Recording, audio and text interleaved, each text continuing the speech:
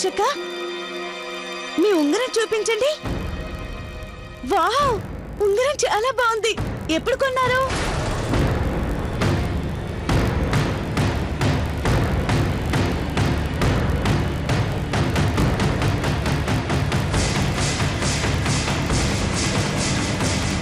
Wow అక్కయ్య, ఈ ఉంగరం చాలా బ్యూటిఫుల్ గా ఉంది. చాలా ఎక్స్పెన్సివ్ అయి ఉంటుంది కదా?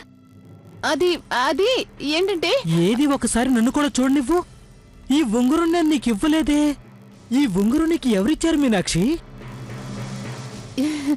ఏంటి కిట్టు గారు అలా అంటున్నారు? నా ఉంగరం మీరు కాకపోతే ఇంకెవరిస్తారు చెప్పండి? దీన్ని మీరే నాకు ఇచ్చారు. నకిలీది, నకిలీది. నీకు నచ్చిందా? కావాలంటే తీసేసుకో. 25 రూపాయలు అంతే. అరే వద్దక్క, ఆ ఉంగరం మీకు చాలా బాగుంది, మీరే ఉంచుకోండి. నేను 25 రూపాయలు ఖర్చు పెట్టి ఉంగరం కొన్నానా? అది నాకు తెలియకుండానే. ఎప్పుడు? అరే ఇది కలికాలమమ్మా. ఈ రోజుల్లో బంగారం కన్నా ఇతనే బాగా మెరుస్తుంది.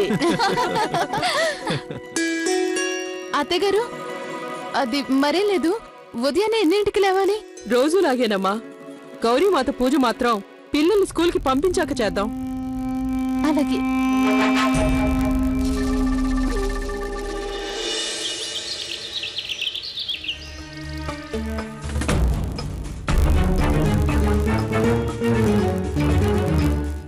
అదెలా సాధ్యం అండి? అది మన వీధిలోనా? అవును, నాకు అర్థం కావట్లేదు. ఇదంతా వెనుకుండి ఎవరు నడిపిస్తున్నారో తెలియట్లేదు. ఇది అయిపోయింది కదా, ఇంకా ఏం మర్చిపోయాం? అమ్మా ప్రియా, త్వరగా పూలు తీసుకొనిరా. చూడండి, మీరందరూ త్వరగా ఏర్పాట్లు చెయ్యాలి. ఆలస్యం అయితే గుళ్ళో జనాలు ఎక్కువైపోతారు.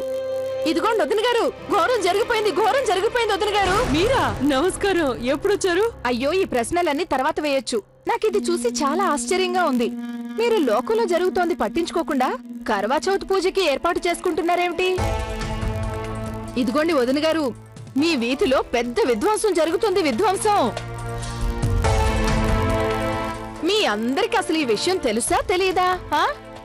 అదిగో వార్తలు చెప్పడానికి ఇంకొకరు తయారయ్యారు. కమలా, లవ్లీ, మీరు అలా అనుకోకండి.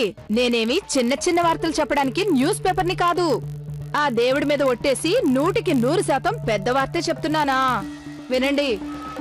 మన వీధిలో దోపిడీ జరిగింది. అది కూడా ఎవరింట్లో? షావుకార్ గారింట్లో. షావుకార్ గారింట్లో తెలుసా? అది కూడా మంకీ మేనేజ్ చేశాడు. దోచుకున్న వాటిని ఎవరింట్లోనో విసరడం ఒకతను చూశాడు.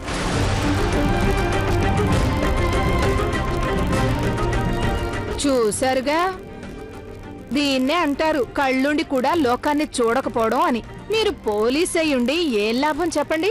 ఇంత పెద్ద వార్త గురించి మీ ఇంట్లో ఎవ్వరికీ ఏమీ తెలియదని చెప్తున్నారు. నేను కావాలని చెప్పలేదు అమ్మా.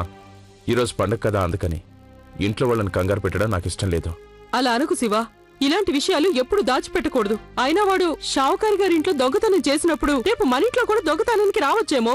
లేదమ్మా, అలా ఎప్పటికీ జరగదు. వాడికి అది సాధ్యం కాదు. నేను మన వీధిలోనే కాదు, ఊరంతా పోలీస్ బందోబస్తు ఏర్పాటు చేశాను. మన వీధికి ఇన్ఛార్జిని కూడా నేనే. నేనంటూ ఉండగా ఎలాంటి పొరపాటు జరగనివ్వను.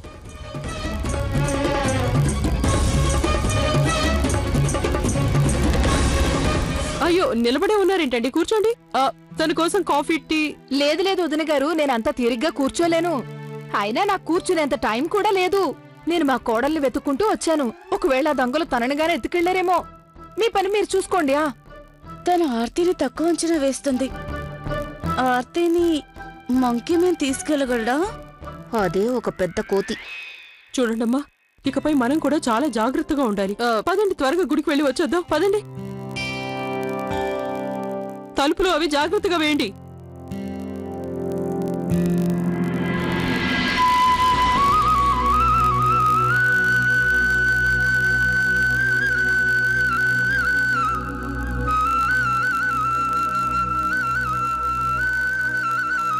గౌరీమాత దర్శనం చేసుకుని త్వరగా ఇంటికి తిరిగి వెళ్ళిపోదాం. ఇలాంటి పరిస్థితుల్లో ఎక్కువసేపు బయట ఉండడం మంచిది కాదు.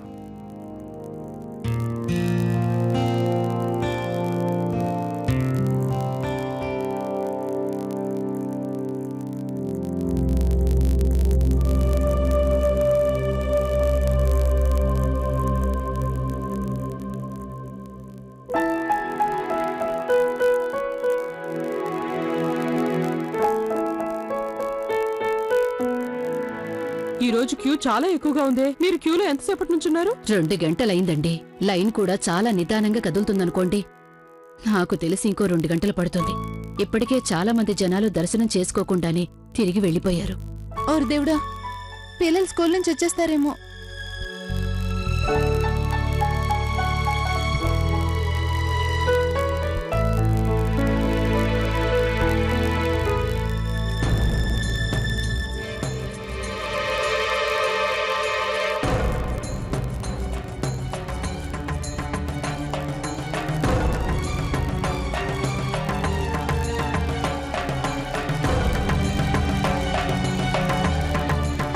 చూసారా అండి, 2 గంటల నుంచి మనం ఇక్కడే నిలబడి ఉన్నాం. ఆ మహారాణి మాత్రం నేరుగా చొచ్చుకు వెళ్ళిపోయింది. ఖచ్చితంగా ఏ మంత్రిగారి పెళ్ళామో అయ్యుంటుంది. దక్షిణ కూడా బాగానే ముట్ట చెప్పినట్టుంది. ఈ రోజుల్లో అంతా డబ్బే కదండీ.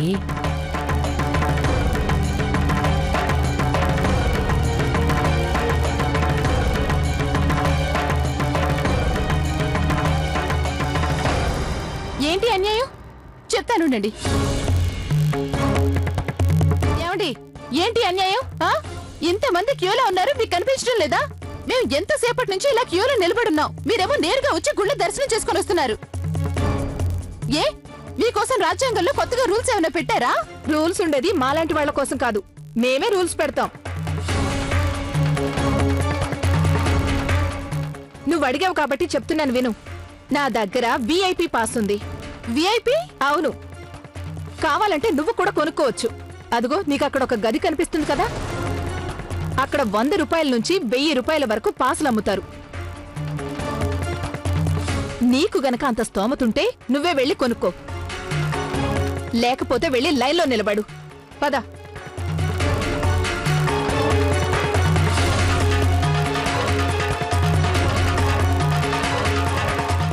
రా.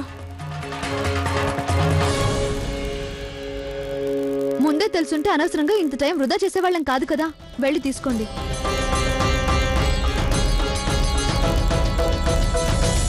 అక్కయ్య, ఎంత పెద్ద క్యూ ఉందో చూడండి. అత్తయ్య, మనం కూడా అలా వెళ్దామా? ఈరోజు ఉపవాసం ఉన్నాం, అలాంటిది అంతసేపు క్యూలో ఎలా ఉంటాం? భగవంతుడి దర్శనానికి కూడా లంచం ఇవ్వాల్సి వస్తే శ్రద్ధా భక్తులకి అర్థమే ఉందమ్మా. పూర్వకాలంలో ఋషులు మునులు సంవత్సరాల పాటు దైవ దర్శనం కోసం ఎదురు చూసేవాళ్ళు. అలాంటిది మీరు ఒక్క 2 గంటల క్యూలో నిలబడలేరా?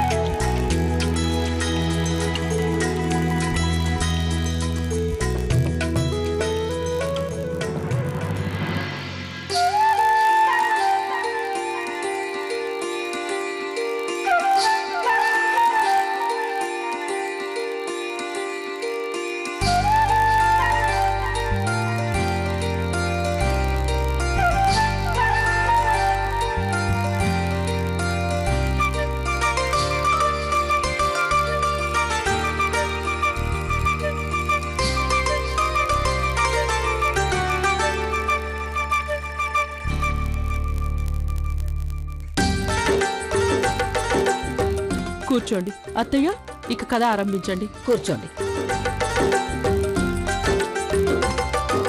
కూర్చుని శ్రద్ధగా వినండి. అనగనగా ఒక షావుకారు. అతనికి 7 కొడుకులు, ఒకే ఒక కూతురు ఉండేది. అతని భార్య తన 7 కోడళ్ళు కూతురుతో కలిసి కర్వాచౌత్ వ్రతం ప్రారంభించింది.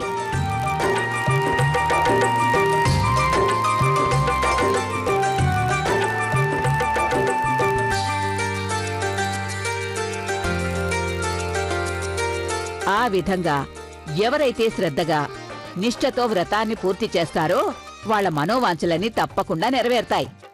భర్తకి దీర్ఘాయుష్ వస్తుంది, సిరి సంపదలొస్తాయి, కోరికలన్నీ తీరుతాయి. కానివ్వండి, గౌరీమాతకి ప్రణామాలు. కథ సమాప్తం అయ్యింది.